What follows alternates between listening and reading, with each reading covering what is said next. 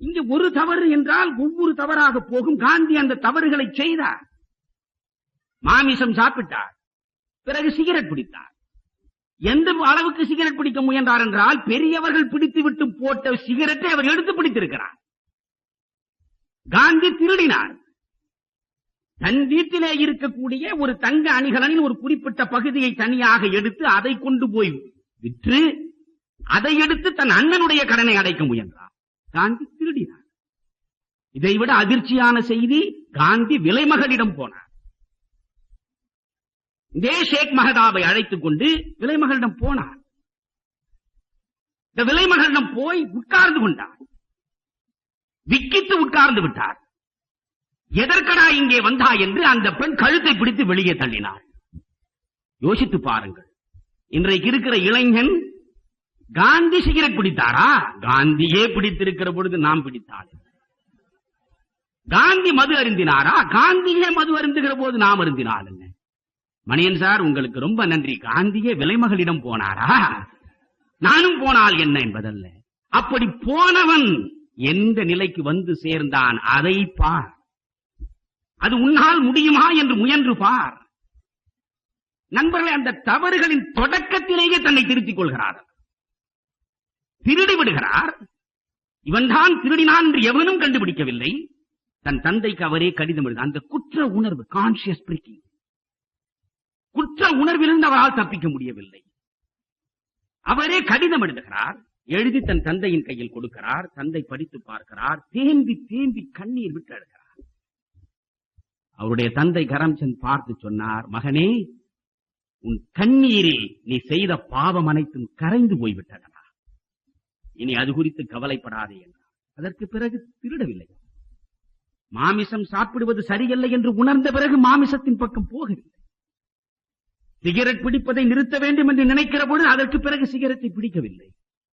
ரொம்ப சாதாரண மகனாக இருந்து முயன்று முயன்றுதான் தன்னை அவர் செதுக்கிக் கொள்கிறார். தன்னுடைய மனத்தில் படுகிற மாசு அனைத்தையும் அகற்றுகிற முயற்சியில் அவர் இளமையிலேயே ஈடுபடுகிறார். 13 வயதில் அவருக்கு திருமணம் முடிந்தது. கஸ்தூரிபாவுக்கும் அவருக்கும் சம வயது. அவருக்கும் 13 வயதுதான், இவருக்கும் 13 வயதுதான். திருமணம் முடிந்தது. அந்த 13 வயதிலேயே அந்த இளமையில் காமம், அந்த உணர்வுகள் அதிகமாக எழுந்து அதற்கு அவர் ஆட்படுகிறார். எந்த அளவுக்கு அந்த காம உணர்ச்சி அவரை ஆக்கிரமித்துக் கொண்டது, புலன் நுகர்வு அவரை எந்த அளவுக்கு இழுத்துக் கொண்டு போனது என்பதற்கு ஒரே சான்று, சாகர வரை அவர் நினைந்து வருந்தினார். தன்னுடைய தந்தை மரணப்படுக்கையில் இருக்கிற பொழுது அவருக்கு பணியாற்றுவதற்கு அமர்ந்திருக்கிற நிலையில் கைகள் தந்தையினுடைய கால்களை அழுத்திக் கொண்டிருந்தாலும் மனம் என்னவோ கஸ்தூரிபாயைத்தான் பற்றிக் கொண்டிருந்தது.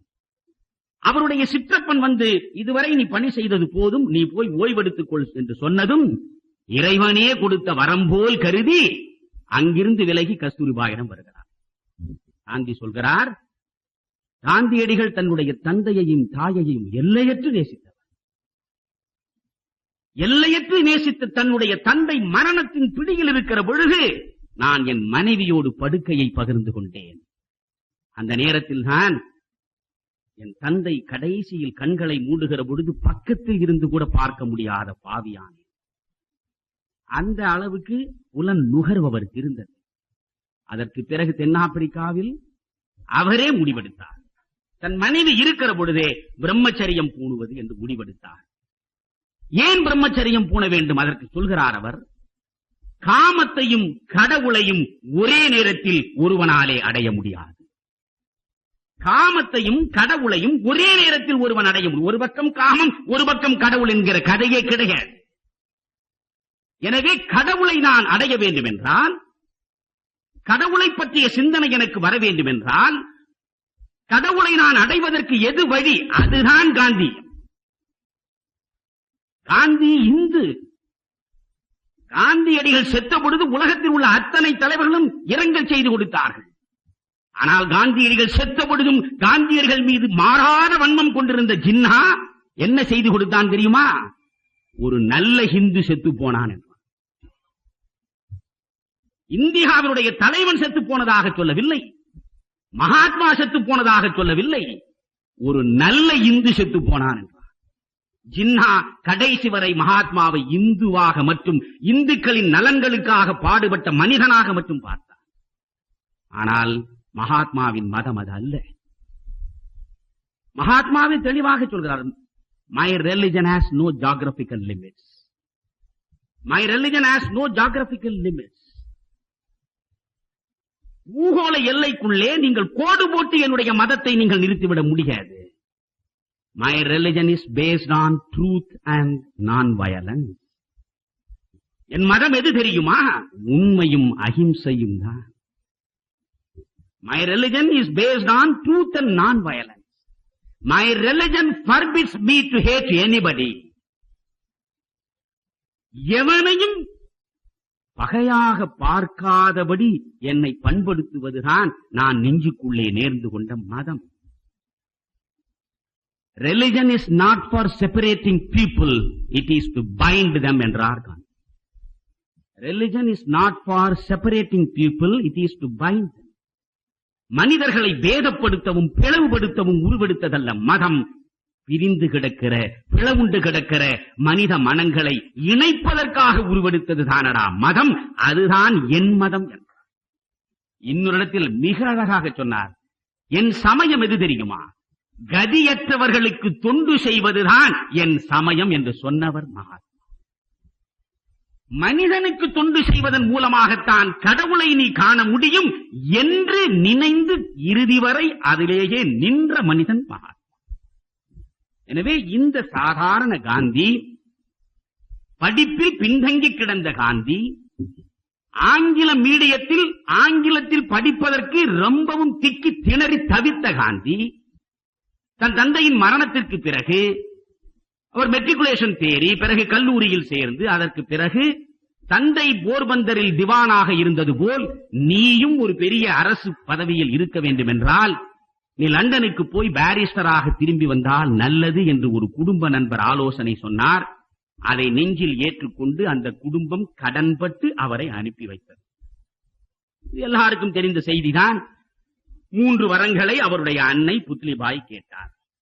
மகனே, நீ கடல் கடந்து செல்கிறாய், மது அருந்தாதே, மாமிசத்தை உண்ணாதே, மாதர் பக்கம் பார்வையை திருப்பாதே. இந்த 3லும் நெறியோடு அங்கே இருந்து விட்டுத்தான் வந்தார். நீங்கள் காந்தியினுடைய அந்த பரிணாமத்தை பார்க்க வேண்டும். லண்டனிலே போய் இருக்கிற போது கூட நண்பரை, லண்டனில் அவர் படிக்க செல்கிற பொழுது அவர் இந்த தேசத்தினுடைய அடிமை தளத்தை அறுத்தெறிய வேண்டும் என்ற தாகத்தோடும் தவிப்போடும் இருந்தார் என்று சொன்னால் அது போய். வெள்ளையனுக்கு எதிராக ஒரு வேள்வி நடத்த வேண்டும் என்ற எண்ணத்தோடு எங்கிருந்து அவர் போனார் என்பது பொய். போனவர் மேல்நாட்டு உடையை தான் உடுத்திக் கொண்டார். அங்கே இருக்கிற ஐரோப்பிய மக்கள் எப்படி நடை உடை பாவனைகளில் இருக்கிறார்களோ அப்படியே தானும் இருக்க வேண்டும் என்று முயன்று பார்த்தார். பால்ரூம் டான்ஸ் கூட ஆடுவதற்கு முயன்றிருக்கிறார். அவர் பால்ரூம் டான்ஸ் ஆடுவதற்கு முயன்றிருக்கிறார். சரளமாக ஆங்கிலத்தில் பேசுவதற்காக ஸ்போக்கன் இங்கிலீஷ் என்று இப்படி சொல்லிக் கொண்டிருக்கிறோமே, அதில் போய் சேர்ந்திருக்கிறார். பிரெஞ்சு படிப்பதற்கு முனைந்திருக்கிறார்.